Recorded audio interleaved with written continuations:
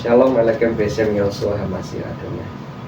Ya marah ya, tapi mungkin kaget ya bahwa kenapa di dalam pekan ini kok tiba-tiba mendadak banyak sekali ya, mulai dari Sabat, kemudian pergantian tahun, sehingga tanggal 1 ini kenapa kok banyak gitu kan?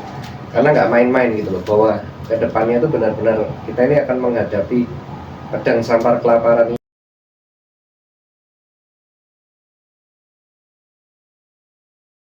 yang akan terjadi ini bukan seperti yang lalu-lalu, parah. Jadi benar-benar ini engkau tuh akan diuji gitu, dimurnikan. Pemisahan antara gandum dan lalang.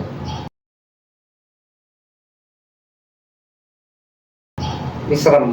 Jadi kalau kita nggak punya fondasi yang benar, kita nggak punya respon yang benar, bubrah, percaya saya, bubrah udah, bubrah. Rumah tanggamu hancur, usahamu hancur, bahkan bukan cuma hancur, bahkan mungkin emunamu hilang gitu loh. Anda udah mungkin bisa bunuh diri, putus asa dan itu. Maka please persiapkan sebelum itu semua terjadi. Biarlah suara kenabian ini, suara profet ini bicara pagimu dan bagiku. Karena ini Ruach Elohim yang menggerakkan, yang memberikan inspirasi sehingga kita benar-benar dibangun di atas fondasi yang kokoh, yang teguh, yaitu Hamasya, Kristus sendiri. Sehingga ketika ada goncangan itu ada kita tidak tergoncangkan sama sekali. Ya masih di 1 Tesalonika 5 ayat yang pertama hingga ke-11. Kayak terjemahan yang lama ya. Jadi ini Bible yang sudah lama, ini dari tahun 86. Saya akan bacakan ya. Tetapi tentang zaman dan masa, saudara-saudara, tidak perlu dituliskan kepadamu, karena kamu sendiri tahu benar-benar bahwa hari Adonai datang seperti pencuri waktu malam. Apabila mereka mengatakan semuanya damai dan aman, maka tiba-tiba mereka ditimpa oleh kebinasaan, seperti seorang perempuan yang hamil ditimpa oleh sakit bersalin. Mereka pasti tidak akan luput. Tapi kamu, saudara-saudara, kamu tidak hidup di dalam kegelapan, sehingga hari itu tiba-tiba mendatangimu seperti pencuri. Karena kamu semua adalah anak-anak terang, anak-anak siang, bukan anak-anak malam atau orang kegelapan. Sebab itu baiklah janganlah tidur seperti orang-orang lain, tetapi berjaga-jaga dan sadar. Sebab mereka yang tidur waktu malam, mereka yang mabuk waktu malam. Tetapi kita adalah orang-orang siang. Baiklah kita sadar, berbaju sirakan emuna dan ahava, berketopongkan hatikva, ya, keselamatan. Karena Elohim tidak menetapkan kita untuk ditimpa murka, tapi untuk beroleh keselamatan oleh Yeshua Hamosya Adonai kita, yang sudah mati untuk kita, supaya entah kita berjaga-jaga, entah kita tidur, kita hidup bersama-sama dengan Elohim Adonai.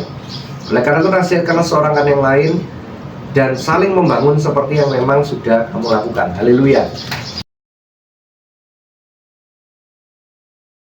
Jadi gini loh, disukai nggak disukai, tadi kita sudah baca bersama. Datang waktu malam seperti pencuri, tidak diduga-duga. Saat semua aman damai terjadi, Anda boleh lihat siklusnya. Anda boleh tanya kalau masih ada opa-omamu, ya, kejadian tahun 65 itu tidak ada yang duga, tidak ada yang duga. Semua aman damai, tiba-tiba boom, pergolakan politik dan terjadilah, ya, aneh besar.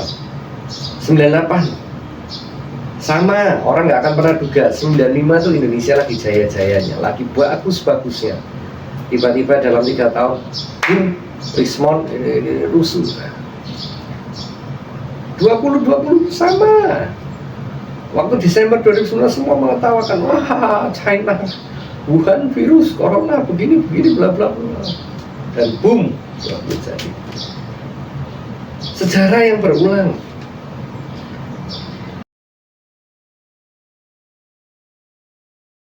Dan ini nggak akan semakin baik. Pedang sampar kelaparan itu akan terjadi terus.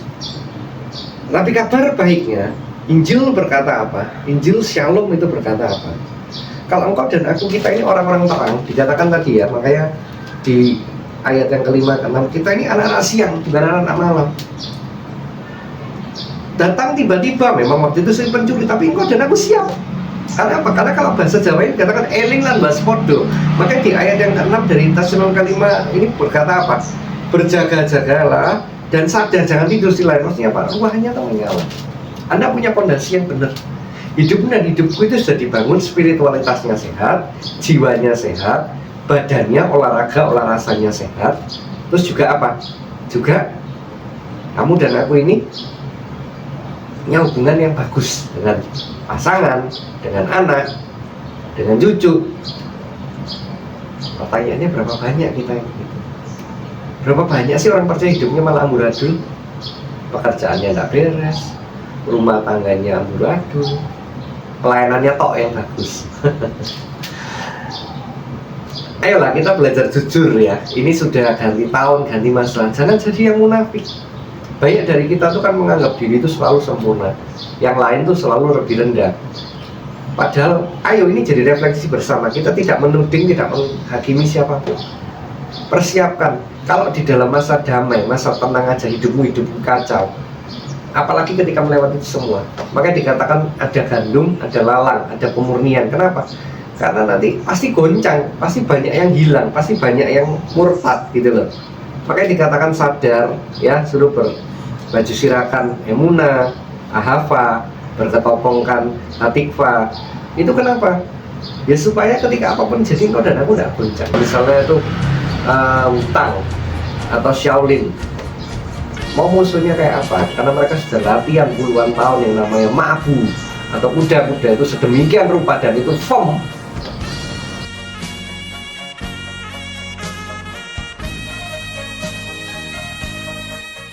Karena apa?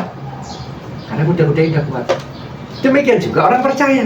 Kalau engkau dan aku nggak pernah membangun, ya, nggak pernah membangun istilahnya hidupmu yang balance tadi, baik spiritual, baik kesehatan jiwa, baik kesehatan fisik, ya, olahraga, olahrasa, relationship dengan pasangan, dengan anak, dengan cucu, dengan rekan sepelayanan, ini melewati semua buyar. Please eling lan waspodo. Ayo sadar, berjaga-jaga, balik lagi ke dasar, balik lagi ke kehidupanmu. Hubunganmu dengan pasangan gimana? Akodamu gimana? Dengan Yahweh Elohim bagaimana? Punya keintiman nggak? Balik lagi gimana hal-hal yang sederhana? Balik ke basic. Ayo bangun itu. Kalau Anda sudah berjaga-jaga, apapun yang terjadi, ilalang dan jatuh, Anda akan terjual.